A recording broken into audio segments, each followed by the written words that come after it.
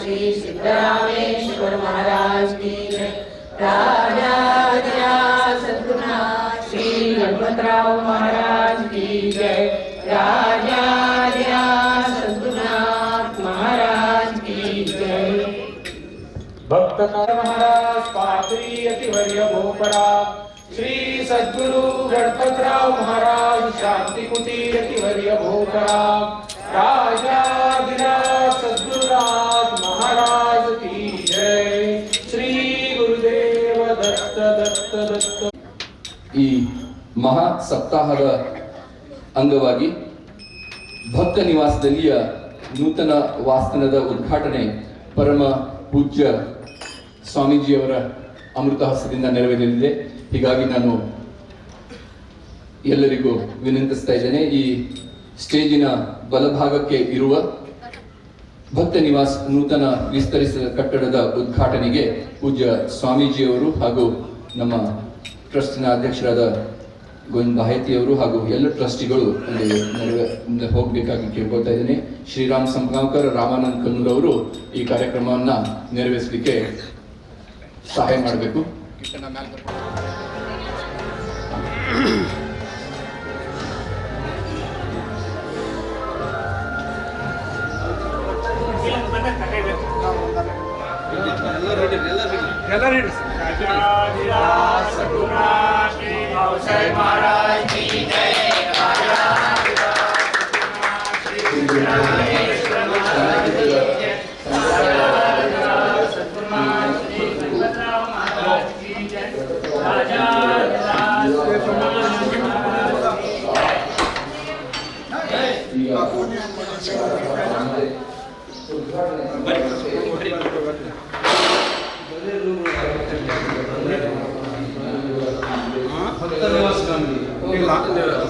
ಕೆಲವೊಂದು ಅಟ್ಯಾಚ್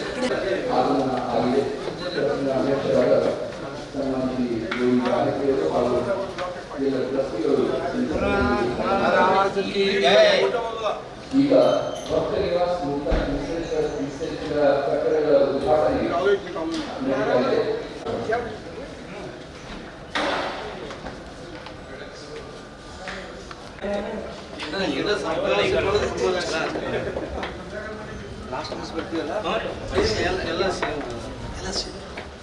ಎಷ್ಟು ಅದಾವ ರೂಮ್ಸ್ ರೀ ಒಟ್ರಿ 120 ರೂಮ್ಸ್ ಎಲ್ಲ ಕೂಡ ಎಲ್ಲ ಕೂಡ 120 ರೂಮ್ ಅದ.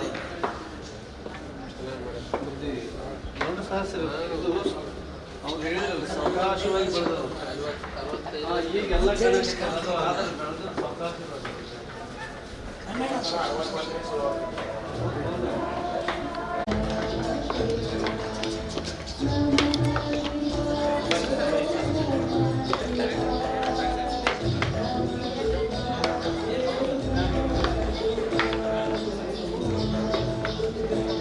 वन्दनीयं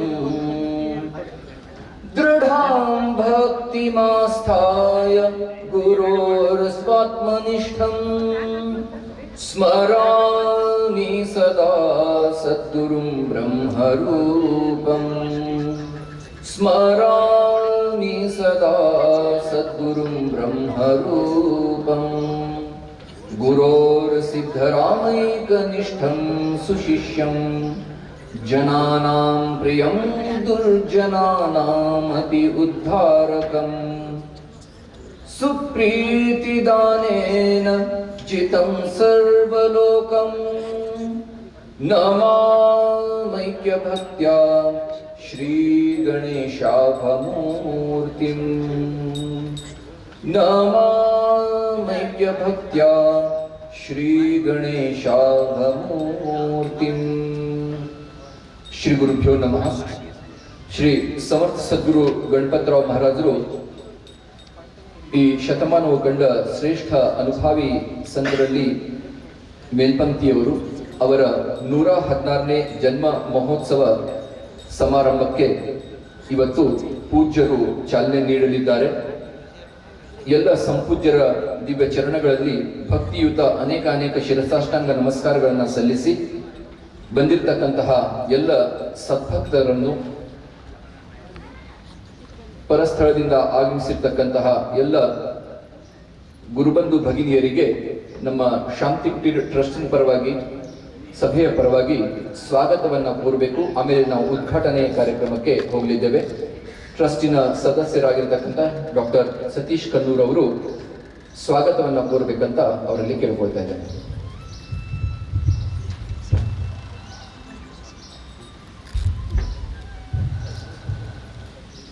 महाराज की जय।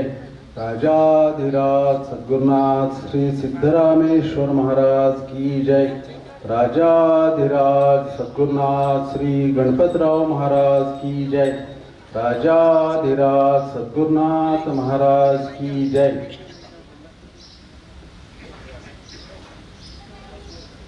ಶಾಂತಿ ಕುಟೀರಕ್ಕೆ ಆಗಮಿಸಿದಂಥ ಎಲ್ಲ ಪೂಜ್ಯರಲ್ಲಿ ಶಿರಸಾಷ್ಟಾಂಗ ನಮಸ್ಕಾರಗಳನ್ನು ಸಲ್ಲಿಸುತ್ತಾ ಎಲ್ಲ ಹಿರಿಯರಲ್ಲಿ ಹಾಗೂ ಸದ್ಭಕ್ತರಲ್ಲಿ ಸವಿನಯ ಪ್ರಾರ್ಥನೆ. ನಮ್ಮ ಸದ್ಗುರುಗಳಾದ ಸಮರ್ಥ ಸದ್ಗುರು ಗಣಪತರಾವ್ ಮಹಾರಾಜ್ ಕನ್ನೂರ್ ಇವರ 116ನೇ ಜನ್ಮ ಮಹೋತ್ಸವ ಕಾರ್ಯಕ್ರಮದ ಮೊದಲನೇ ದಿನದ ಕಾರ್ಯಕ್ರಮ ಈಗ ಶುರು ಆಗ್ತಾ ಇದೆ. ಅತ್ಯಂತಿಕ ದುಃಖ ನಿವೃತ್ತಿ ಪರಮಾನಂದ ಪ್ರಾಪ್ತಿ ಈ ವಾಕ್ಯವನ್ನು ತಮ್ಮ ಶಿಷ್ಯಕೋಟಿಯ ವ್ಯವಹಾರದಲ್ಲಿ ಅಳವಡಿಸಿಕೊಳ್ಳುವಂತೆ ಸತತ ಪರಿಶ್ರಮಿಸಿದ ಪುರುಷರು ನಮ್ಮ ಸದ್ಗುರು ಮಹಾರಾಜರು. ಅಜ್ಞಾನ ನಾಶದಿಂದ ಎಂಥ ಪರಿಸ್ಥಿತಿಯಲ್ಲಿಯೂ ಆನಂದದಿಂದ ಹೇಗಿರಬೇಕು ಅಂತ ಸ್ವತಃ ನಡೆದು ತೋರಿಸಿದಂಥ ಸದ್ಗುರುಗಳು ನಮ್ಮ ಮಹಾರಾಜರು. ಯಾವಾಗಲೂ ಆನಂದದಿಂದ ಇರಿ, ಎಲ್ಲರ ಮೇಲೆ ಪ್ರೇಮ ಮಾಡಿರಿ.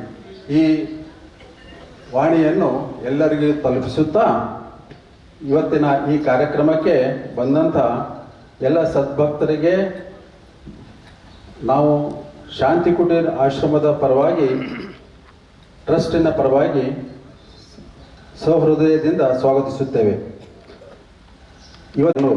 ಇವರಿಂದ ಈ ಕಾರ್ಯಕ್ರಮವು ಶುರುವಾಗ್ತಾ ಇದೆ. ಅದಕ್ಕಿಂತಲೂ ಮೊದಲು ನಾನು ಬಂದಂಥ ಪೂಜ್ಯರಿಗೆ ಸ್ವಾಗತ ಕೋರಲು ನಮ್ಮ ಟ್ರಸ್ಟಿನ ಅಧ್ಯಕ್ಷರಾದ ಶ್ರೀ ಗೋವಿಂದಲಾಲ್ ಬಾಹೇತಿಯವರಿಗೆ ಪುಷ್ಪವನ್ನು ಕೊಟ್ಟು ನಾವು ಸ್ವಾಗತಿಸಬೇಕಂತ ಕೇಳ್ತೇವೆ.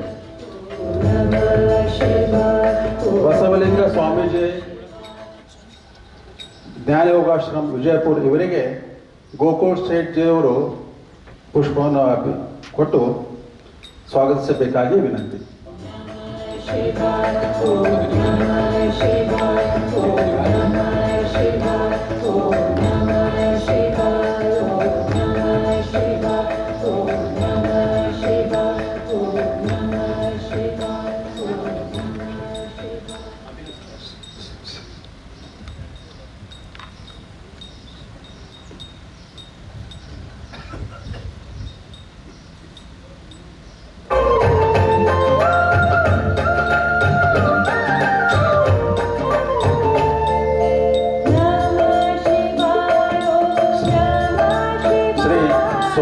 ಶಿವಾಚಾರ್ಯ ಸ್ವಾಮಿಗಳು ಗುರುಮಠ ಕನ್ನೂರು ಇವರಿಗೆ ರವಿ ದಾನಿಯವರು ಪುಷ್ಪವನ್ನು ಅರ್ಪಿಸಿ ಸ್ವಾಗತಿಸಬೇಕಂತ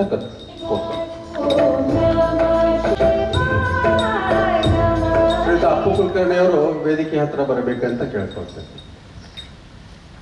ಅಪಾರಾವ್ ಕುಲಕರ್ಣಿ ಅವರು.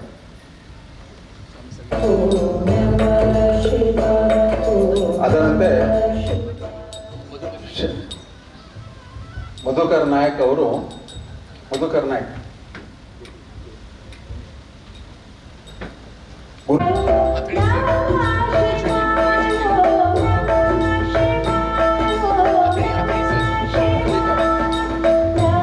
ಅಗ್ನೇಕರ್ ಅವರು ಬರಬೇಕು. ಸರ್ ಅತ್ನಿ ಸರ್ ಬರ್ರಿ.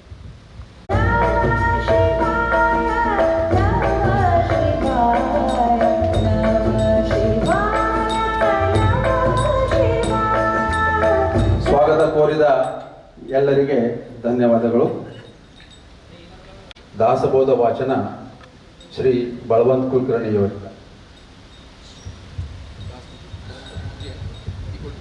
ಗ್ರಂಥ ಪೂಜೆ ಶ್ರೀ ಸಂಜಯ್ ತಿಕೋಟಿಕರ್ ಅವರು ಮಾಡ್ತಾರೆ.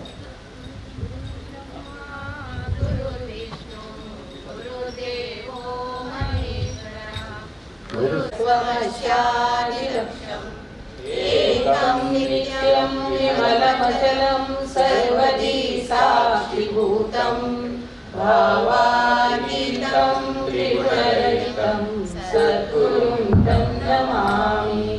श्रीगुरुचरणप्रतापे पुण्यपापे जळाली त्रिभुवनसमतीर्थे ज्ञानगंगे मिळाली. शुभाशुभपादा भावना रामगाली निशिनी गुरुराया उन्मनी जोगवाली. श्रीराम समर्थ मी पडे वीण साधन करू जाणे तोची धन्य. आपण सदा ब्रह्म वरंगळावे कासयासी. ऐक शिष्या येतीचे वर्म स्वये तुझी आहेसी ब्रह्म. हे विषयी संदेह भ्रम धरूची नको. मी पण जाणून त्यागावे आई ब्रह्म होऊनी अनुभवावे आपणास ब्रह्म मानून रहावे सुखे करून जे आठविता विसरिले ता विसरून आठविले हे अनुभवासी चौमध्ये केला कथा होवी आधी ब्रह्म जाणावे मग ब्रह्म होनी असावे या ब्रह्मविद्येच्या लपई काहीच नसावे असोनी जग जगैका तद्ग्राम नहीं अग्राम है मई नहीं नटुवे कल्पने इत्यादि नन्नु तारके ಒಮ್ಮೆಲೆ ಸ್ವರೂಪಕ್ಕೆ ಉದಾಹರಣ ಮಾಡಬೇಕು. ಜಯ ಜಯ ರಘುವೀರ ಸಮರ್ಥ. श्री गणेशाय नमः. श्री सरस्वते नमः. पहिला समास पहिला ग्रंथारंभ निरूपण ओवी संख्या 38 वाचण्यास प्रारंभ करीतो महाराज श्रीराम समर्थ. श्रोते पुसती कोण ग्रंथ काय बोलजीयेत श्रवण केलियाने प्राप्त काय आहे ग्रंथानाम दास बोध गुरु शिष्यांचा संवाद येते बोलिला विशद भक्ती मार्ग नविदा भक्ती आणि ज्ञान बोलिले वैराग्य निरूपण वैराग्याचे लक्षण बौद्धाध्यात्म निरूपण निरूपिले भक्ताची न योगे देव निश्चय पावती मानव ऐसा हे अभिप्राव ये ग्रंथी मुख्य भक्तीचा निश्चयो शुद्ध ज्ञानाचा निश्चयो आत्मस्थितीचा निश्चयो बोलिलासे श्रीराम समर्थ. श्रोते पुसती कोण ग्रंथ काय बोलले जीत श्रवण केलियाने प्राप्त काय आहे. ಶ್ರೀ ಗುರುಭ್ಯೋ ನಮಃ. ನಮ್ಮ ಸಂಪ್ರದಾಯದ ಮೂಲ ಗ್ರಂಥ ಆದ ಗ್ರಂಥರಾಜ್ ದಾಸಬೋಧದ ಪ್ರಾಸಾದಿಕ ಗ್ರಂಥ ದಾಸಬೋಧದ ವಾಚನ ಮಾಡಿದ ಗುರುಬಂಧುಗಳಿಗೆ ಧನ್ಯವಾದಗಳನ್ನು ಹೇಳ್ತಾ ಕಾರ್ಯಕ್ರಮದ ಮುಖ್ಯ ಘಟ್ಟಕ್ಕೆ ಬರೋಣ. ಸಮರ್ಥ ಸದ್ಗುರು ಗಣಪತರಾವ್ ಮಹಾರಾಜರು ಇಲ್ಲಿ ನಡೆಯುವ ಎಲ್ಲ ಸಪ್ತಾಹಗಳು ಜ್ಞಾನ ಯಜ್ಞ ರೂಪದಿಂದ ನೆರವೇರಬೇಕಂತ ಆಜ್ಞೆ ಮಾಡಿದ್ದಾರೆ. ಅರ್ಥಪೂರ್ಣವಾಗಿ ಇಲ್ಲಿ ಜ್ಞಾನ ಚರ್ಚೆ ನಡೀಬೇಕು. ಅದಕ್ಕಾಗಿ ಎಲ್ಲ ಸಂಪೂಜ್ಯರ ಆಗಮನ ಆಗಿದೆ. ವೇದಿಕೆ ಮೇಲೆ ಉಪಸ್ಥಿತರಿದ್ದ ಎಲ್ಲ ಪೂಜ್ಯರ ಪಾದಗಳಿಗೆ ನಮಸ್ಕರಿಸಿ ಅವರು ಈ ಸಪ್ತಾಹ 9 ದಿನಗಳ ಕಾಲ ನಡೆಯುವ ಜ್ಞಾನಯಜ್ಞ ಸಪ್ತಾಹದ ಉದ್ಘಾಟನಾ ನೆರವೇರಿಸಬೇಕಂತ ಅವರಲ್ಲಿ ಕೇಳ್ಕೊಳ್ತಾ ಇದ್ದೇನೆ. ವೇದಿಕೆ ಮೇಲೆ ಇರತಕ್ಕಂಥ ಎಲ್ಲ ಮಹನೀಯರು ಕೂಡ ಸಹಭಾಗಿ ಆಗ್ಬೇಕಂತ ಅವರಲ್ಲಿ ಕೇಳ್ಕೊಳ್ತಾ ಇದ್ದೇನೆ.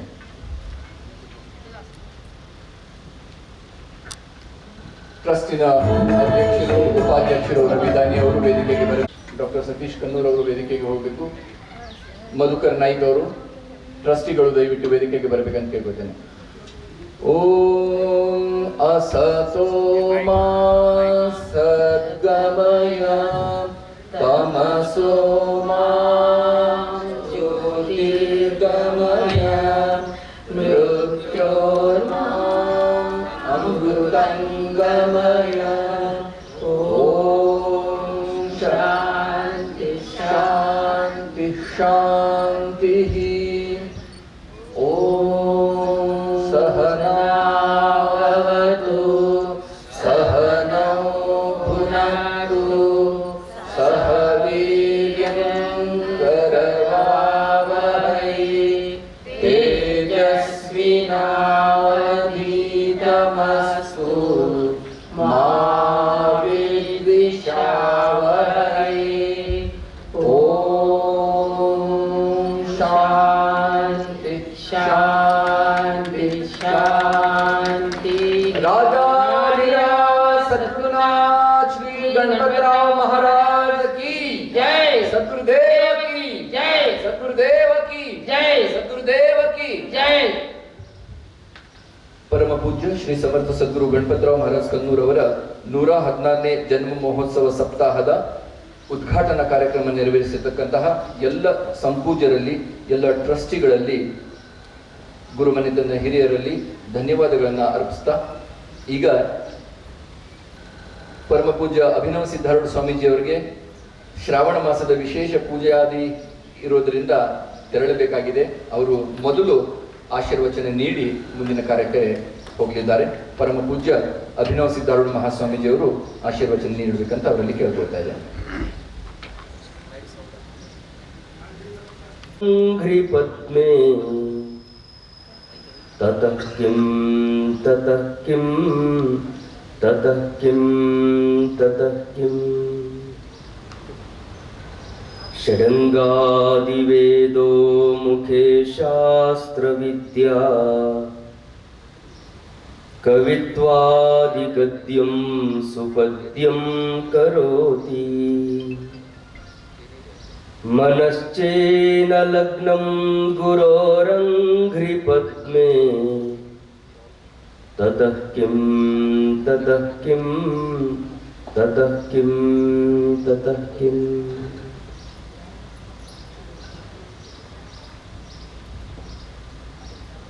ಸದಾವಕಾಲ ಸ್ಮರಣೀಯರಾದ ಮಹಾತ್ಮ ಜಗದ್ಗುರು ಸಿದ್ಧಾರೂಢ ಮಹಾಸ್ವಾಮಿಯನ್ನ ಸದ್ಗುರು ಷಣ್ಮುಖಾರೂಢ ಯತಿಗಳನ್ನ ಪರಮಾರಾಧ್ಯ ಶ್ರೀಮನ್ ನಿಜಗುಣ ಶಿವಯೋಗಿಯ ಕೈವಲ್ಯ ಸಾಹಿತ್ಯಕ್ಕೆ ಟೀಕಾ ತಾತ್ಪರ್ಯವನ್ನು ರಚಿಸಿ ಶತಾಯುಷ್ಯ ಪರ್ಯಂತ ಹಳ್ಳಿ ಪಟ್ಟಣಗಳನ್ನು ಸಂಚರಿಸಿ ವೇದಾಂತವ ಬೋಧಿಸಿ ಅನಂತ ಮುಮುಕ್ಷುಗಳ ಉದ್ಧಾರಕರ್ತೃಗಳಾದ ಆರೂಢ ಜ್ಯೋತಿ ಗುರುಗಳವರ ಪವಿತ್ರ ಚರಣ ಕಮಲಗಳನ್ನು ಪ್ರಾರ್ಥಿಸಿ ಆತ್ಮಕಲ್ಯಾಣಕರ್ತೃ ಪೂಜ್ಯ ಗುರುಗಳವರ ಪವಿತ್ರ ಚರಣಗಳಲ್ಲಿ ನತಮಸ್ತಕನಾಗಿ ಶತಾಯುಷ್ಯ ಪರ್ಯಂತರವಾಗಿ ಶ್ರೋತ್ರಿಯ ಬ್ರಹ್ಮನಿಷ್ಠರಾಗಿ ಸಮರ್ಥ ಸದ್ಗುರುಗಳಾಗಿ ಸಹಸ್ರ ಸಹಸ್ರ ಮುಮುಕ್ಷುಗಳ ಉದ್ಧಾರಕರ್ತೃಗಳಾಗಿ ಅವತರಿಸಿದಂತಹ ಸಮರ್ಥ ಸದ್ಗುರು ಗಣಪತರಾವ್ ಮಹಾರಾಜರ 116ನೆಯ ಜನ್ಮ ಮಹೋತ್ಸವದ ಸಪ್ತಾಹ ಸಮಾರಂಭದಲ್ಲಿ ಸಮ್ಮಿಲಿತರಾಗಿರುವಂತಹ ಪೂಜ್ಯ ಮಹಾತ್ಮರಲ್ಲಿ, ಗುರುಬಂಧುಗಳಲ್ಲಿ, ಶ್ರೋತಾ ಸಜ್ಜನರಲ್ಲಿ ಅನಂತ ಶರಣು ಶರಣಾರ್ಥಿಗಳು.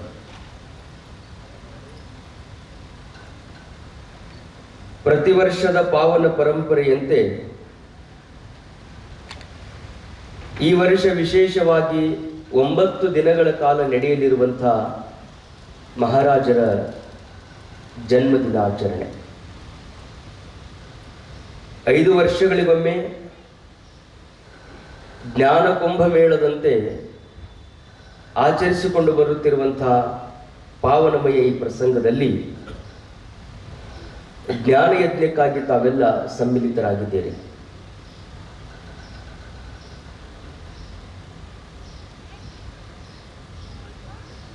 ಸ್ವಗತ ಸಜಾತಿ ವಿಜಾತಿಗಳೆಂಬ ಭೇದಗಳು ಆತ್ಮನೊಳು ಇಲ್ಲ ಎಂತೆನೆ ಗಗನದಂತಿರೆ ನಿರವಯವನಾಗಿ.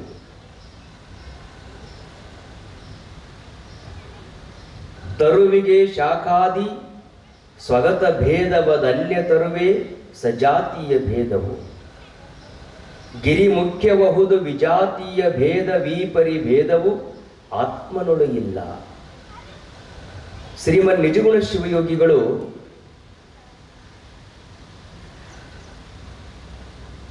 ಆತ್ಮಜ್ಞಾನದ ಸಾಧಕರನ್ನು ಕುರಿತು ಆರಂಭದ ಕೆಲವು ಆತ್ಮ ಲಕ್ಷಣಗಳನ್ನು ಹೇಳ್ತಾರೆ. ವಸ್ತುತಃ ವಿಚಾರ ಮಾಡಿದರೆ ನಿರ್ಲಕ್ಷಣನಾಗಿರುವಂಥ ಆತ್ಮನಿಗೆ ತಿಳುವಳಿಕೆಗಾಗಿ ಕೆಲವು ಲಕ್ಷಣಗಳನ್ನು ಹೇಳ್ತಾರೆ. ನಾವು ಲೋಕದಲ್ಲಿ ಹುಡುಕಿದಂತೆ ಸ್ವಗತ, ಸಜಾತಿ, ವಿಜಾತಿ ಈ ಎಲ್ಲ ಭೇದಗಳು ಪ್ರಪಂಚಕ್ಕೆ ಇವೆ. ಆದರೆ ಈ ಭೇದಗಳು ಆತ್ಮನಲ್ಲಿ ಇಲ್ಲ.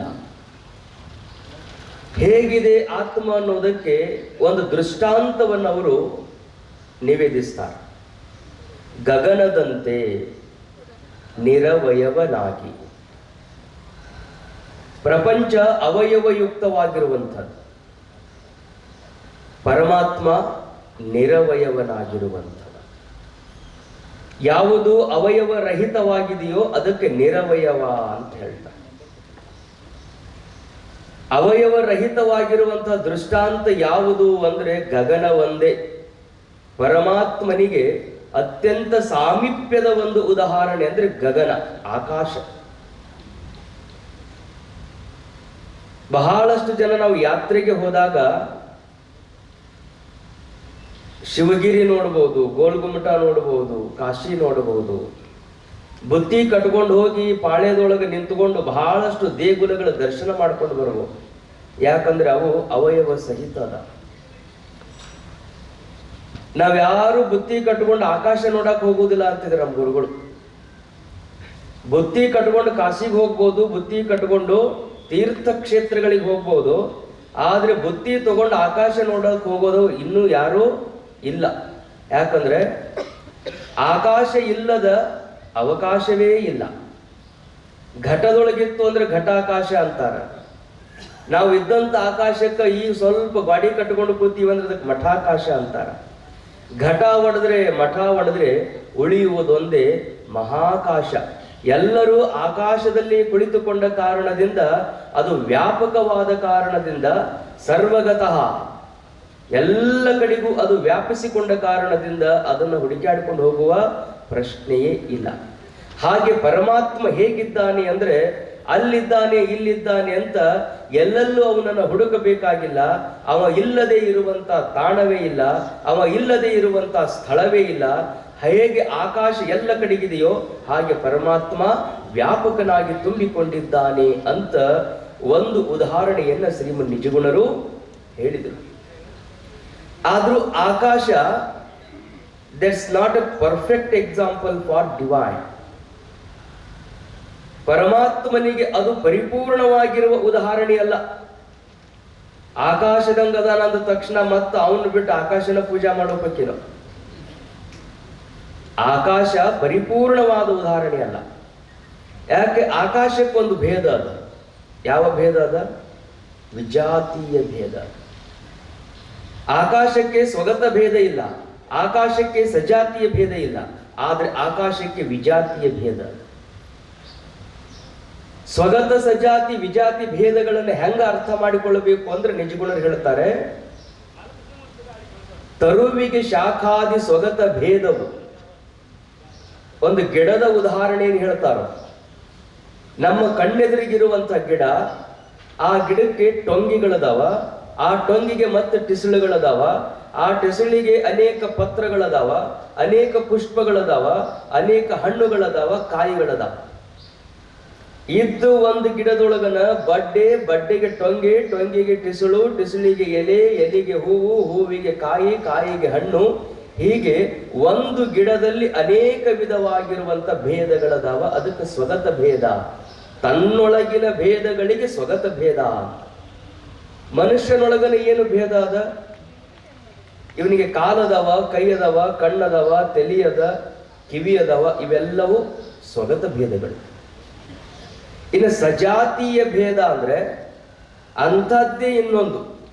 ಗಿಡದಂಥ ಗಿಡ, ಮಾವಿನ ಗಿಡ ಮತ್ತೊಂದು ಮಾವಿನ ಗಿಡ, ಬೇವಿನ ಗಿಡ ಮತ್ತೊಂದು ಬೇವಿನ ಗಿಡ, ಆ ಗಿಡಕ್ಕೆ ಮತ್ತೊಂದು ಗಿಡ ಏನದ ಅದು ಸಜಾತೀಯ ಭೇದ. ತನ್ನೊಳಗಿನ ಭೇದಗಳು ಸ್ವಗತ ಭೇದಗಳು, ತನ್ನಂಥದ್ದೇ ಇನ್ನೊಂದು ಏನಿದೆ ಅದಕ್ಕೆ ಸಜಾತೀಯ ಭೇದ. ತನ್ನಿಂದ ಅನ್ಯವಾಗಿರುವಂಥದ್ದು ಯಾವುದು? ಅದು ವಿಜಾತೀಯ ಭೇದ. ಗಿಡಗಳಿಗೆ ಕಲ್ಲು, ಮಣ್ಣು, ನೀರು ಇವೆಲ್ಲ ವಿಜಾತೀಯ ಭೇದಗಳು. ಯಾಕೆ? ಇದು ಗಿಡದ ಜಾತಿಗೆ ಸೇರಿದಂಥದ್ದಲ್ಲ, ಅದಕ್ಕಿಂತಲೂ ಇದು ಭಿನ್ನವಾಗಿದೆ. ಹೀಗೆ ಪ್ರಪಂಚದಲ್ಲಿ ಸ್ವಗತ ಭೇದ ಅದ, ಸಜಾತಿ ಭೇದ ಅದ, ವಿಜಾತೀಯ ಭೇದ ಅದ. ಆದ್ರೆ ಆಕಾಶದಲ್ಲಿ ಸ್ವಗತ ಭೇದ ಇಲ್ಲ. ಆಕಾಶಕ್ಕೆ ಕೈ ಇಲ್ಲ, ಕಾಲಿಲ್ಲ, ಕಣ್ಣಿಲ್ಲ, ಮೂಗಿಲ್ಲ, ಏನೂ ಇಲ್ಲ. ಏನೂ ಇಲ್ಲದೆ ಇರುವಂತಹದ್ದನೇ ಆಕಾಶ. ನಾವು ಒಂದು ಸೂರ್ಯ ಮಂಡಲವನ್ನು ಗುರುತಿಸೀವಿ. ಒಂದು ಸೂರ್ಯ ಮಂಡಲಕ್ಕೆ ಅನೇಕ ಗ್ರಹಗಳನ್ನು ಗುರುತಿಸೀವಿ. ಮಂಗಳ ಗ್ರಹ, ಬುಧ ಗ್ರಹ, ಭೂಮಿ ಗ್ರಹ, ಹೀಗೆ ಅನೇಕ ಗ್ರಹಗಳು. ಒಂದು ಸೌರ ಮಂಡಲಕ್ಕೆ 9 ಗ್ರಹಗಳು. ಹಿಂಗ ವಿಜ್ಞಾನಿಗಳು 50,000 ಗ್ರಹಗಳನ್ನು ಗುರುತಿಸಿದಾರಂತ. ಏರೋಸ್ಪೇಸ್ ಸುನಿತಾ ವಿಲಿಯಮ್ಸ್ ಹೋಗಿದ್ದಾರೆ. ಅವ್ರದ್ದು ಅಲ್ಲಿ ಒಂದು ಸ್ಟೇಷನ್ ಅದ, ನಮ್ದು ಹೆಂಗ ಒಂದಿಲ್ಲಿ ಬಸ್ ಸ್ಟ್ಯಾಂಡ್ ಅದ, ಹಂಗ ಅನೇಕ ಸಂಶೋಧಕರು ಆಕಾಶದಲ್ಲಿನೇ ಅವ್ರದ್ದು ಒಂದು ಸ್ಟೇಷನ್ ಅದ. ಅಲ್ಲಿ ಹೋಗಿ ಇಳಿತಾರ, ಅಲ್ಲಿ ಹೋಗಿ ಇದ್ದು ಅಧ್ಯಯನವನ್ನು ಮಾಡ್ತಾರ. ಅಲ್ಲಿಂದ ಹೊಳ್ಳಿ ಬರೋದಕ್ಕೆ ಇನ್ನೂ ಪ್ರಯತ್ನ ನಡೆಸಾರ, ಆಗಿಲ್ಲ. ಅಂತೂ ಅಲ್ಲಿ ಹೋಗಿ ಉಳಿತಾರ ಅಂದಾಗ ಅವ್ರು ಎಲ್ಲಿದಾರ ಅಂದ್ರೆ ಆಕಾಶದೊಳಗನ ಅದ. ಅವರಿಗೂ ಆಕಾಶದ ನೆಲೆ ಕಲೆಗಳು ಇನ್ನೂ ಅರ್ಥ ಆಗಿಲ್ಲ. ಸೂರ್ಯನಂತ 50 ನಕ್ಷತ್ರಗಳನ್ನ, 50,000 ನಕ್ಷತ್ರಗಳನ್ನ ಗುರುತಿಸಿದಾರಂದ್ರೆ ಇನ್ನೂ ಗುರುತಿಸದೇ ಇರುವಂತ ಎಷ್ಟು ಸಾವಿರ ನಕ್ಷತ್ರಗಳದಾವ ಗೊತ್ತಿಲ್ಲ. ಆ ಎಲ್ಲ ನಕ್ಷತ್ರಗಳಿಗೆ ಅವಕಾಶವನ್ನು ಕಲ್ಪಿಸಿಕೊಟ್ಟದ್ದು ಯಾವುದು? ಅದು ಆಕಾಶ. ಅಂತ ಆಕಾಶಕ್ಕೆ ಅವಯವಗಳು ಇಲ್ಲ. ಹೆಂಗ ಅಂತ ಆಕಾಶ ಹೇಳಕ್ ಬರುದಿಲ್ಲ. ಆಕಾಶಕ್ಕೆ ಅವಯವಗಳಿಲ್ಲ ಅಂದ ಬಳಿಕ ಅದಕ್ಕೆ ಸ್ವಗತ ಭೇದ ಇಲ್ಲ, ಸಜಾತಿಯ ಭೇದನೂ ಇಲ್ಲ ಆಕಾಶಕ್ಕೆ. ಯಾಕೆ? ಆಕಾಶದಂತ ಮತ್ತೊಂದು ಆಕಾಶ ಇದ್ರೆ ಸಜಾತಿ ಭೇದ, ಗಿಡದಂತ ಗಿಡ ಇದ್ರೆ ಸಜಾತಿ ಭೇದ. ಆಕಾಶದಂತ ಆಕಾಶ ಮತ್ತೊಂದಿಲ್ಲದ ಕಾರಣದಿಂದಾಗಿ ಆಕಾಶಕ್ಕೆ ಸಜಾತಿಯ ಭೇದ ಇಲ್ಲ. ಆದ್ರೆ ಆಕಾಶಕ್ಕೆ ವಿಜಾತಿಯ ಭೇದ ಹೇಳಲಿಕ್ಕೆ ಬರ್ತದೆ. ಯಾಕೆ? ಭೂಮಿ ಆಕಾಶಕ್ಕೆ ವಿಜಾತಿಯ ಭೇದ, ಸೂರ್ಯ ಆಕಾಶಕ್ಕೆ ವಿಜಾತಿಯ ಭೇದ, ನೀರು ಆಕಾಶಕ್ಕೆ ವಿಜಾತಿಯ ಭೇದ. ಹಂಗ ಯಾಕ ಆಕಾಶ ಪರಬ್ರಹ್ಮನಿಗೆ ಪರಿಪೂರ್ಣವಾದಂತ ದೃಷ್ಟಾಂತ ಅಲ್ಲ ಅಂದ್ರೆ ಅದು ವಿಜಾತಿ ಭೇದಕ್ಕೆ ಒಳಪಟ್ಟ ಕಾರಣದಿಂದಾಗಿ ಆಕಾಶಕ್ಕೆ ಪರಮಾತ್ಮ ಪರಬ್ರಹ್ಮ ಅಂತ ಸಂಬೋಧಿಸಬಾರದು. ತಿಳ್ಕೊಳ್ಳುವುದರ ಸಲುವಾಗಿ ಗಗನದಂತಿರೆ. ಅದನ್ನ ಏಕಮೇವಾದ್ವಿತೀಯಂ ಬ್ರಹ್ಮ ಎಂಬ ವಚೋಕ್ರಮದೊಳು ಪರಬ್ರಹ್ಮನು ಏಕಂ ಏವ ಅದ್ವಿತೀಯ. ಏಕಂ ಅನ್ನುವುದರಿಂದ ಆತನಿಗೆ ಸ್ವಗತ ಭೇದವೂ ಇಲ್ಲ. ಸ್ವಗತ ಭೇದದ ನಿರಾಕರಣೆಯ ಸಲುವಾಗಿನೇ ಏಕಂ ಅಂತ ಹೇಳುತ್ತದೆ ಶ್ರುತಿ ಮಾತೆ. ಏವ ಏವ ಅನ್ನುವುದರಿಂದ ಅದರಂಥದ್ದು ಮತ್ತೊಂದಿಲ್ಲ. ಅದಕ್ಕಾದ್ರೆ ಸಜಾತೀಯ ಭೇದ ಇಲ್ಲ ಅಂತ ಹೇಳುವುದಕ್ಕಾಗಿ ಏವ ಅನ್ನೋ ಶಬ್ದವನ್ನು ಪ್ರಯೋಗ ಮಾಡ್ತಾರೆ. ಅದ್ವಿತೀಯಂ ಎರಡಿಲ್ಲ ಅಂದ್ರೆ ಇಲ್ಲಿ ಇರುವುದೆಲ್ಲವೂ ಪರಬ್ರಹ್ಮವೇ ಇದೆಯೇ ಹೊರತು ಪರಬ್ರಹ್ಮವನ್ನು ಬಿಟ್ಟು ಮಣ್ಣು ಇಲ್ಲ, ಪರಬ್ರಹ್ಮವನ್ನು ಬಿಟ್ಟು ಗಾಳಿ ಇಲ್ಲ, ಪರಬ್ರಹ್ಮವನ್ನು ಬಿಟ್ಟು ಆಕಾಶ ಇಲ್ಲ. ಪರಬ್ರಹ್ಮಕ್ಕಿಂತಲೂ ಅನ್ಯವಾದದ್ದು ಮತ್ತಾವುದೂ ಇಲ್ಲ. ಕಾರಣವಾಗಿ ಪರಬ್ರಹ್ಮಕ್ಕೆ ವಿಜಾತಿಯ ಭೇದವೂ ಇಲ್ಲ. ಹೀಗೆ ಸ್ವಗತ ಸಜಾತಿ ವಿಜಾತಿ ಭೇದತ್ರಯ ರಹಿತವಾದದ್ದೇ ಅದು ಚೈತನ್ಯ. ಆ ಚೈತನ್ಯ ಸ್ವರೂಪರು ನಾವೆಲ್ಲ ಅನ್ನುವುದನ್ನ ಸುಮ್ಮನೆ ಲೋಕ ವ್ಯವಹಾರಕ್ಕಾಗಿ ನಮಗೆ ಕೆಲವು ಲಕ್ಷಣಗಳದಾವ. ಗಂಡು ಅಂತ ಹೆಂಗ ಗುರುತ ಮಾಡೋದು? ಗಡ್ಡ ಮೀಸೆ ಬಂದರೆ ಗಂಡೆಂಬರು, ಮೊಲೆಮುಡಿ ಬಂದರೆ ಹೆಣ್ಣೆಂಬರು, ನಡೆಯುವ ಸುಳಿವ ಆತ್ಮ ಗಂಡು ಅಲ್ಲ ಹೆಣ್ಣು ಅಲ್ಲ. ಅದಕ್ಕೇನು ಹೇಳಲಿಕ್ಕೆ ಬರುವುದಿಲ್ಲ. ಸಾಕ್ಷಾತ್ ನಿರ್ಲಕ್ಷಣವಹ ನೀನು, ಈಕ್ಷಿಸೆ ನಿರ್ಗುಣವಾಗಿಹೆ ನೀನು. ಅಂಥ ಪರಬ್ರಹ್ಮ ವಸ್ತುವನ್ನ ತಿಳಿಸಿಕೊಡುವಂಥವ್ರು ಯಾರು ಅಂದ್ರೆ ಸದ್ಗುರುಗಳು.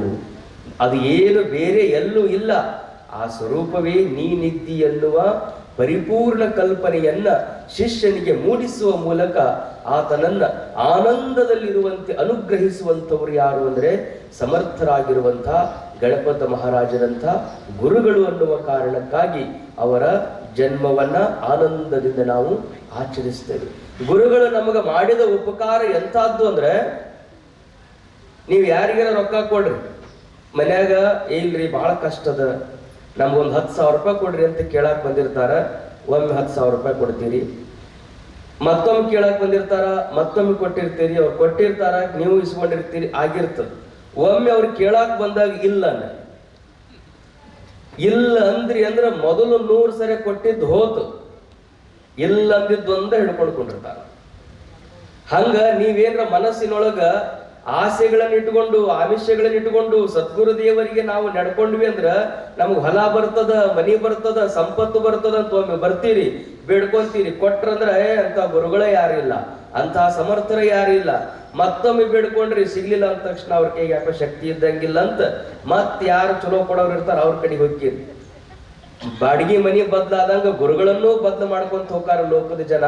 ಅದಕ್ಕೆ ಮಹಾರಾಜರು ಅನಿತ್ಯವಾದ ಪದಾರ್ಥಗಳನ್ನು ಅನುಗ್ರಹಿಸಿ ಮತ್ತೆ ಅವರನ್ನ ದುಃಖಕ್ಕೆ ತಳ್ಳುವುದಕ್ಕಿಂತಲೂ ನಿತ್ಯವಾಗಿರುವ ಆತ್ಮದರ್ಶನವನ್ನು ಮಾಡಿಸಿ ಯಾವಾಗಲೂ ಅವರನ್ನ ಆನಂದದಲ್ಲಿಡಬೇಕು ಅನ್ನುವಂಥ ಮಹಾಮಾರ್ಗವನ್ನು ನಿರ್ಮಿಸಿದಂಥವರು ಅಂದ್ರೆ ಅದು ಗಣಪತರಾವ್ ಮಹಾರಾಜರು.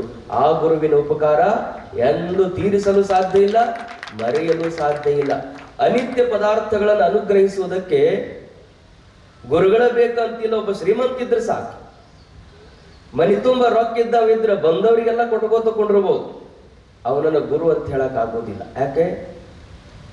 ಮಾಂದಾತಾಚ ಮಹಿಪತಿ ಕೃತಯುಗ ಲಂಕಾರ ಭೂತೋಗತ. ಒಬ್ರಲ್ಲ ಇಬ್ರಲ್ಲ, ಮಾಂದಾತನನ್ನು ಹಿಡ್ಕೊಂಡು ರಾಮನ ಪರ್ಯಂತರವಾಗಿ ಇವೆಲ್ಲ ಭೂಮಿ ಯಾರ ಹೆಸರ್ಲಿದ್ದು?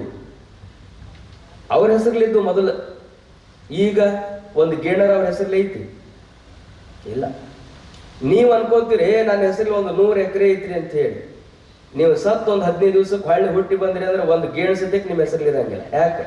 ನಮ್ಮ ಅಪ್ಪ ಸತ್ತನ್ರಿ, ಉತ್ತಾರದಾಗ ಅವನ ಹೆಸರು ತೆಗೆದು ಹೋಗಿರಿ ಅಂತ ಮಕ್ಕಳ ಅಪ್ಲಿಕೇಶನ್ ಕೊಟ್ಟು ಬದಲು ಮಾಡಿ ಬಂದಿರ್ತಾರ.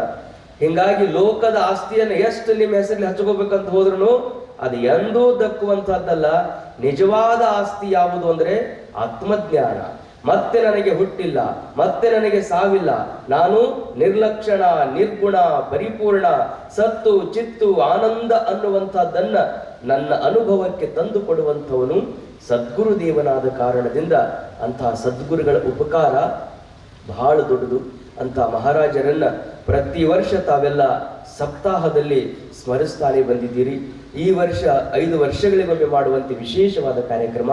ಅದರಲ್ಲಿನೇ ನೂತನವಾಗಿ ನಿರ್ಮಿಸಿದಂತಹ ಕೊಠಡಿಗಳ ಉದ್ಘಾಟನಾ, ಏನಾದರೂ ಒಂದು ಹೊಸದು ಪ್ರತಿ ವರ್ಷ ಮಾಡಬೇಕು ಅನ್ನುವ ಕಲ್ಪನೆಯಲ್ಲಿ ಗೋಶಾಲ, ದಾಸೋಭವನ, ಮಹಾರಾಜರ ಒಂದು ಅಗ್ನಿಸ್ಪರ್ಶದ ಸುತ್ತಲೂ ಎಷ್ಟು ಸುಂದರವಾಗಿರುವಂಥ ಒಂದು ತೋಟವನ್ನ ಬಂದವರು 4 ತಾಸು ಆರಾಮ್ ಕೂತು ಧ್ಯಾನ ಮಾಡುವುದಕ್ಕೆ ಏನ್ ಬೇಕು ಅದೆಲ್ಲವನ್ನು ನಿರ್ಮಿಸಿದ್ದೀರಿ. ಮಹಾರಾಜರ ಮೇಗಿನ ಪ್ರೀತಿ, ಮಹಾರಾಜರ ಮೇಗಿನ ಪ್ರೀತಿ, ಗುರುಗಳು ಯಾರೂ ಅನುಗ್ರಹಿಸಿದ್ದನ್ನು ನಮಗೆ ಅನುಗ್ರಹಿಸಿದ್ದಾರೆ ಅನ್ನುವಂಥ ಒಳಗೆ ಅತುಲವಾಗಿರುವಂಥ ಪ್ರೀತಿ ಏನಿದೆಯಲ್ಲ, ಆ ಪ್ರೀತಿ ಇಷ್ಟೆಲ್ಲ ಕೆಲಸವನ್ನು ಮಾಡಿಸ್ತದೆ. ಸುಮಾರು 9 ದಿನಗಳ ಕಾಲ ನಡೆಯುವಂಥ ಈ ಜ್ಞಾನ ಯಜ್ಞದಲ್ಲಿ ತಾವೆಲ್ಲ ಭಾಗಿಗಳಾಗಿ ಇಂಥ ಜ್ಞಾನಪರವಾಗಿರುವ ಮಾತುಗಳನ್ನು ಕೇಳುವಂತಹ ಮುಮುಕ್ಷುಗಳು ಸಿಗೋದು ಬಹಳ ಅಪರೂಪ, ಬಹಳ ಅಪರೂಪ, ಎಲ್ಲೂ ಸಿಗೋದಿಲ್ಲ. ಒಮ್ಮೆ ಆ ಜ್ಞಾನ ಆಯಿತು ಅಂದ್ರೆ ನಮಗೇನು ಕೊರತೆಯೂ ಆಗೋದಿಲ್ಲ, ಕೊರತೆ ಎಂದೂ ಆಗುವುದಿಲ್ಲ. ಜ್ಞಾನ ಆಗ್ಲಿಲ್ಲ ಅಂದ್ರೇ ಕೊರತೆ, ಜ್ಞಾನ ಇರಲಿಲ್ಲ ಅಂದ್ರೆ 100 ಕೋಟಿ ಇದ್ರೂ ಇನ್ನೂ ಕೊರತೆನ ಅನಿಸ್ತದೆ. ಜ್ಞಾನ ಇತ್ತು ಅಂದ್ರೆ 100 ಕೋಟಿ ಇದ್ರೂ ಏನು ಇಲ್ಲದಂಗಿರಾಕ್ ಬರ್ತದೆ, ಏನೂ ಇಲ್ಲ ಅಂದ್ರೂ 100 ಕೋಟಿ ಮಾಲಾಕದಿನಂತ ಆನಂದದಿಂದ ಇರಲಿಕ್ಕೆ ಬರುತ್ತದೆ. ಅದಕ್ಕೆ ಜ್ಞಾನ ಬಹಳ ಮಹತ್ವದ್ದು. ಅಂತಹ ಜ್ಞಾನವನ್ನು ಅನುಗ್ರಹಿಸಿದಂತಹ ಗುರುಗಳ ಪಾವನ ಸನ್ನಿಧಾನದಲ್ಲಿ ತಾವೆಲ್ಲ ನಿತ್ಯ ಶ್ರವಣ ಮಾಡಿರಿ. ಮತ್ತೆ ನಾನು ಕೊನೆಯ ಮಂಗಲದ ಕಾರ್ಯಕ್ರಮಕ್ಕೂ ಬರುವವನಿದ್ದೇನೆ. ಅನಿವಾರ್ಯ ಮಹಾರಾಜರ ಕಾರ್ಯಕ್ರಮ ಅಂದರೆ ನಡುವೆ ಎದ್ದು ಹೋಗೋದಕ್ಕೆ ಮನಸ್ಸಿರುವುದಿಲ್ಲ ಪರಿಪೂರ್ಣವಾಗಿ. ಯಾಕಂದ್ರೆ ನಮ್ಮ ಗುರುಗಳು ಅಷ್ಟು ಪ್ರೇಮದಿಂದ ಅವರಿಗೆ ಅನಾರೋಗ್ಯ ಇದ್ದಾಗ್ಯೂ ಮಹಾರಾಜರ ಕಾರ್ಯಕ್ರಮ ಅಂದರೆ ಎಲ್ಲಿದ್ದರೂ ಹೋಗ್ಬೇಕಪ್ಪ. ಅವ್ರ ಉಪದೇಶ ಇಷ್ಟೇ, ಮಹಾರಾಜರು ಅಂದರೆ ಬೇರೆ ಏನೂ ಅಲ್ಲ. ನಾನು ಆರೂಢ ಜ್ಯೋತಿ ಗುರುಗಳಲ್ಲಿ ಏನು ಬ್ರಹ್ಮ ಲಕ್ಷಣಗಳನ್ನು ಕಾಣುತ್ತಿದ್ದೆ, ಅಂತಹ ಬ್ರಹ್ಮ ಲಕ್ಷಣದ ಮತ್ತೊಬ್ಬ ಯೋಗಿಯನ್ನ ಅತ್ಯಂತ ಸಮೀಪದಿಂದ ನಾನು ಕಂಡದ್ದು ಅಂದರೆ ಗಣಪತಿ ಮಹಾರಾಜರು ಅಂತ ನನ್ನ ಗುರುಗಳು ಯಾವಾಗಲೂ ಹೇಳುತ್ತಿದ್ದರು. ಅಂತಹ ಬ್ರಹ್ಮನಿಷ್ಠ ಶ್ರೋತ್ರಿಯ ಗುರುವಿನ ಈ ಪಾವನ ಯಜ್ಞದಲ್ಲಿ ತಾವೆಲ್ಲರೂ ನಿರಂತರವಾಗಿ ಭಾಗಿಗಳಾಗಿರಿ, ಸದ್ಗುರುಗಳ ಕೃಪೆಗೆ ಪಾತ್ರರಾಗಿರಿ ಅಂತ ಪ್ರಾರ್ಥಿಸಿ ತಮ್ಮೆಲ್ಲರಿಗೂ ವಂದಿಸಿ ಚಿಂತನೆಗೆ ವಿರಮಿಸ್ತೇನೆ. ರಾಜಾಧಿರಾಜ ಸದ್ಗುರುನಾಥ ಮಹಾರಾಜ ಕಿ ಜೈ. ಪರಮ ಪೂಜ್ಯ ಅಭಿನವ ಸಿದ್ಧಾರೂಢ ಮಹಾಸ್ವಾಮೀಜಿಯವರು ನಿಜವಾದ ಜ್ಞಾನ ಕೊಡುವವ ಸದ್ಗುರು ಅಂತ ಹೇಳಿದ್ದಾರೆ. ನಮ್ಮ ಸಮರ್ಥ ಸದ್ಗುರು ಗಣಪತರಾವ್ ಮಹಾರಾಜರು ಒಂದ್ಸಲ ಹೇಳಿದ್ದಾರೆ, ನನ್ನ ಯಥಾರ್ಥ ಜೀವನದ ಅವಲೋಕನ, ನನ್ನ ಬೋಧ ಜೀವಾಳದ ಹೃದ್ಗತವು ಅಂತ. ಒಬ್ಬ ಆಧ್ಯಾತ್ಮ ಪಥದಲ್ಲಿ ನಿರತರಾಗಿರತಕ್ಕಂತಹ ಒಬ್ಬ ಸತ್ಪುರುಷರ ಈ ರೀತಿಯ ಎದೆ ತಟ್ಟಿ ತಮ್ಮ ನಡೆಸಿದ ಜೀವನದ ಬಗ್ಗೆ, ಯಥಾರ್ಥ ಜೀವನದ ಬಗ್ಗೆ ಸದಾಭಿಮಾನ ಉಂಟು ಮಾಡಿ ಹೇಳಿದುದು ಕೇವಲ ಹೇಳಿದ್ದಲ್ಲ, ಬರೆದಿಟ್ಟಿದ್ದಾರೆ. ಅಂತಹ ಸತ್ಪುರುಷರ ಸಮರ್ಥ ಸದ್ಗುರು ಮಹಾರಾಜರ ಜನ್ಮ ಮಹೋತ್ಸವ ನಾವು ಆಚರಣೆ ಮಾಡ್ತಾ ಇದ್ದೀವಿ. ಅದರ ಮೊದಲನೇ ಪುಷ್ಪವನ್ನ ಪರಮ ಪೂಜ್ಯ ಅಭಿನವ ಸಿದ್ಧಾರೂಢ ಮಹಾಸ್ವಾಮೀಜಿ ಅವರು ಅರ್ಪಿಸಿದ್ದಾರೆ. ಅವರಿಗೆ ಜತ್ ತಾಲೂಕಿನ ಉಮದಿಯ ಡಾಕ್ಟರ್ ಯೋಗೇಶ್ ಬಾರ್ಶಿಕರ್ ಅವರು ಸನ್ಮಾನಿಸಬೇಕಂತ ಅವರಲ್ಲಿ ಕೇಳ್ಕೊಳ್ತಾ ಇದ್ದಾರೆ.